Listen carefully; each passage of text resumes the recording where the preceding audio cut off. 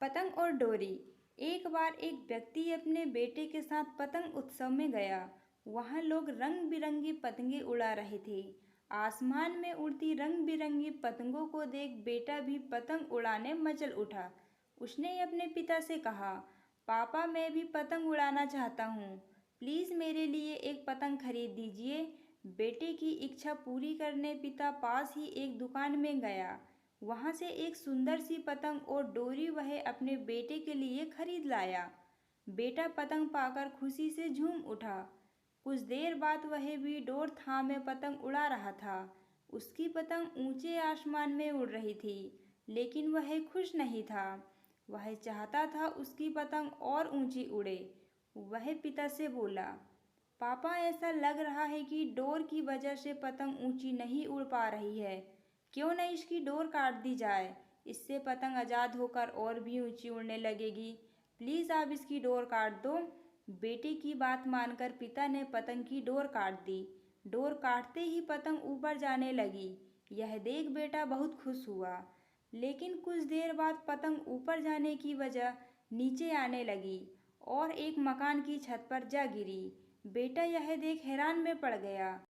उसने यह सोचकर पतंग की डोर काटी थी कि पतंग आसमान में और ऊंचा उड़ने लगेगी, लेकिन वह तो नीचे गिर पड़ी। उसने पिता से पूछा, पापा ये क्या हुआ? पतंग आसमान में और ऊंचे जाने की वजह नीचे क्यों गिर पड़ी? पिता बोला, बेटा तुम्हें लग रहा था कि डोर पतंग को ऊंचा उड़ने से रोक रही है, जबकि वास्तव में ऐसा नहीं था। डोर तो पतंग का सहारा थी।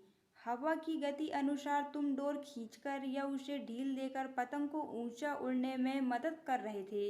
लेकिन जब डोर रूपी सहारा कट गया तो पतंग को मदद मिलनी बंद हो गई और वह नीचे गिर पड़ी। ऐसा जीवन में भी होता है।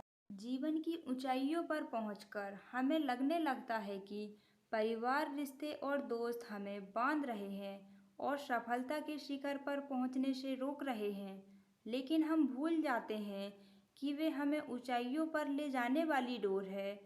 उनके नैतिक बल के बिना सफलता की उड़ान मुश्किल है। बेटे को अपनी गलती समझ आ गई। कहानी से शिक्षा। कई बार हम सोचते हैं कि हम अपने जीवन में जल्दी प्रगति कर लेंगे या जीवन की नई ऊंचाइयों को पा लेंगे यदि हम अपने घर और परिवार के बंधनों से मुक्त हो जाएंगे। लेकिन हम भूल जाते हैं कि हमारा परिवार और प्रियजन हमें जीने में और जीवन में आगे बढ़ने में मदद करते हैं।